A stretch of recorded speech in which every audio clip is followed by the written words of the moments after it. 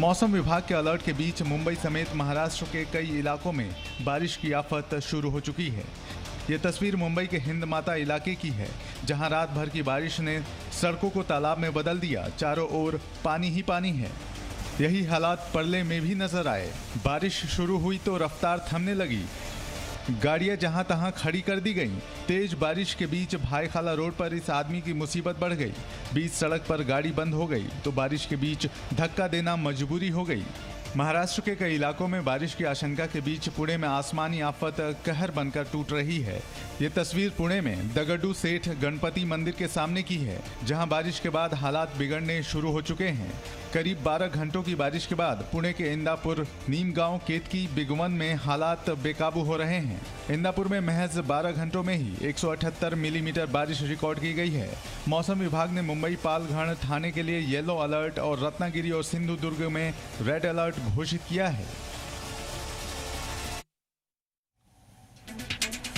और इसी के साथ बारिश की वजह से मुंबई समेत महाराष्ट्र के क्या हालात बने हुए हैं, अब आप वो देखिए।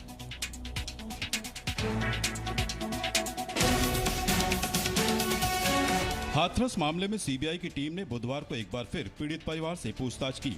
सीबीआई टीम ने फिलहाल उप कृषि निदेशक के कार्यालय में अपना अस्थायी कार्यालय बनाया है।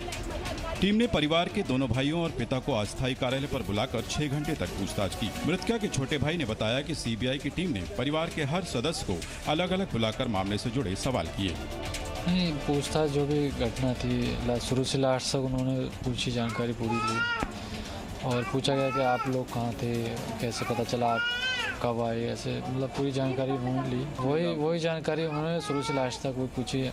साथ ही छोटे भाई ने ये भी बताया कि टीम के ज्यादातर सवाल पुराने ही थे, जो उनसे पहले दिन भी पूछे गए थे।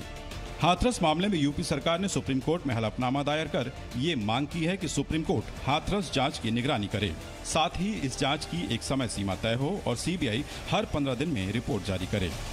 इस याचिका पर आज सुप्रीम कोर्ट में सुनवाई होगी। और अब आप 60 सेकंड में देखिए पीएफआई से ईडी की पूछताछ पर पूरी खबर। बुधवार को ईडी की टीम ने मथुरा जेल जाकर पीएफआई के एजेंटों से लगभग 5 घंटे तक पूछताछ की। सूत्रों की माने तो टीम ने पीएफआई के चारों सदस्यों से अलग अलग बुलाकर 100 करोड़ की फंडिंग के बारे में सवाल किए।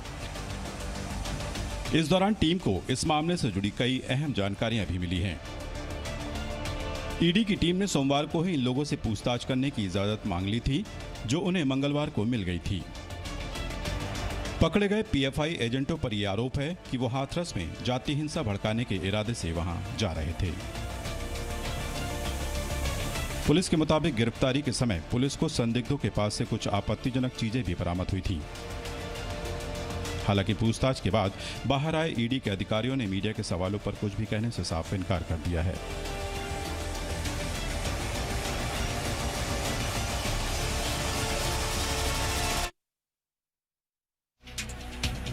अब 60 सेकंड में देखिए झारखंड के साहिबगंज से इंसानियत को शर्मसार करने वाली खबर। झारखंड के साहिबगंज में एक नाबालिग के साथ रेप और हत्या का मामला सामने आया है। पुलिस ने इस मामले में 5 लोगों के खिलाफ केस दर्ज कर लिया है, जिनमें से 4 पुलिस हिरासत में हैं। इन चारों ने पुलिस के सामने अपना जुर्म कबूल कर लिया है। एक अभियुक्त अभी भी फरार है। शुक्रवार की शाम को वो दोनों बच्चियां लौट रही थी तो उन्हें 5 लड़कों के द्वारा, जो उन्हीं के गांव के आसपास के हैं, रोका गया तथा बारी बारी के साथ उनके साथ दुष्कर्म किया गया। इसी क्रम में उसकी मृत्यु हो गई है। हैरानी की बात यह है कि चारों ही अभियुक्त नाबालिग हैं। फिलहाल पुलिस पकड़े गए आरोपियों पर जुवेनाइल कानून के तहत कार्रवाई कर रही है। नाबालिग लड़की के शव को पुलिस ने फॉरेंसिक जांच के लिए पीएमसीएच धनबाद भेज दिया है। पुलिस को छानबीन में यह भी पता चला है कि युवती पिछले बुधवार को बैंक से पैसे निकालने गई थी, मगर बाद में घर लौटने के बजाय वो अपनी सहेली और 2 लड़कों के साथ दूसरे गांव फुटबॉल मैच देखने निकल गई। बाद में रविवार की शाम को लड़की की सहेली ने वापस गांव लौटकर अपने और अपनी सहेली के साथ हुई घटना की पूरी जानकारी मृतका के परिजनों को दी, जिसके बाद मृतका के घर वालों ने पुलिस में इसकी शिकायत की। अब 60 सेकंड में बेंगलुरु दंगों में दायर की गई चार्जशीट पर पूरी अपडेट। कर्नाटक के बेंगलुरु में फेसबुक पोस्ट को लेकर हुए दंगों पर पुलिस ने चार्जशीट दायर की है, जिसमें यह कहा गया है कि फेसबुक पोस्ट के जरिए अल्पसंख्यक समुदाय में अफवाह फैलाई गई थी। चार्जशीट में पुलिस ने पूर्व मेयर और कांग्रेस नेता संपत राज के खिलाफ कई धाराओं के तहत मामला दर्ज किया है। पुलिस ने चार्जशीट में ये भी लिखा है कि विधायक अखंडा श्रीनिवास मूर्ति के भतीजे ने फेसबुक पर यह पोस्ट डाला था, जिसके बाद वहां दंगे भड़क गए थे। पुलिस की इस चार्जशीट पर जेडीएस नेता और कर्नाटक के पूर्व सीएम एचडी कुमारस्वामी ने कहा है कि कांग्रेस की असली तस्वीर अब सामने आ गई है। Real picture now came out. These Congress people, they are not the protectors of the citizens of this state. They are the main culprits in that raid. Congress is not safe for this Bangalore city people. Maharashtra में मंदिरों को बंद रखने का विवाद अब secularism पर आ गया है। 60 सेकंड में जानिए पूरी खबर। महाराष्ट्र में पूजा स्थलों को बंद रखने का आदेश फिलहाल जारी रहेगा। तमाम आलोचनाओं के बाद उद्धव सरकार ने मंदिरों और पूजा स्थलों को बंद रखने का फैसला लिया है। इसके साथ ही सरकार ने स्कूल, कॉलेज और सिनेमाघरों को भी फिलहाल बंद रखने का निर्णय लिया है। हालांकि दुकानों के खुलने का समय 2 घंटे और बढ़ाकर सुबह 9 बजे से रात 9 बजे तक कर दिया गया है। उधर महाराष्ट्र सरकार के मंदिरों को बंद रखने के निर्णय पर बीजेपी नेता तरुण चुग ने कहा है कि शायद ये उद्धव जी का नया सेकुलरिज्म है, जिसमें डांस बार तो खुल सकता है लेकिन मंदिर नहीं। शायद ये उद्धव जी का नया सेकुलरिज्म है, जिसमें बार तो खुल सकती है, डांस बार भी खुल सकती है, लेकिन मंदिर नहीं खुल सकते। एक तरह का छद्म धर्मनिरपेक्ष दिख रहा है। महाराष्ट्र में मंदिरों को बंद रखने के फैसले को लेकर बीजेपी और उद्धव सरकार आमने सामने हैं।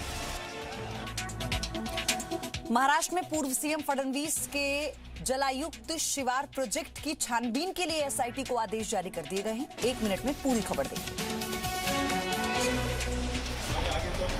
महाराष्ट्र सरकार ने पूर्व मुख्यमंत्री देवेंद्र फडणवीस के जलायुक्त शिवार प्रोजेक्ट पर एसआईटी को ओपन इंक्वायरी का आदेश दे दिया है।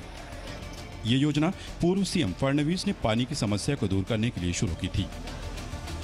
इस योजना के तहत छोटे छोटे बांध बनाकर 25,000 गांवों को सूखे की समस्या से निजात दिलाना था।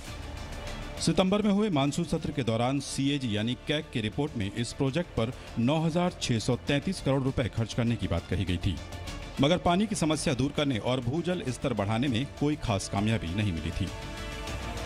राज्य की अगाड़ी सरकार की तीनों पार्टियां शिवसेना, एनसीपी और कांग्रेस इस मामले पर जांच कराने को लेकर अपनी सहमति दे चुकी हैं।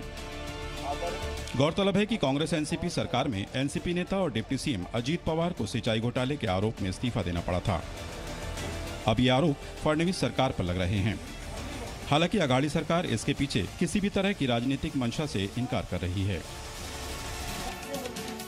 और अब वक्त है बिहार चुनावों से जुड़ी अपडेट जानने का, सिर्फ 60 सेकंड में।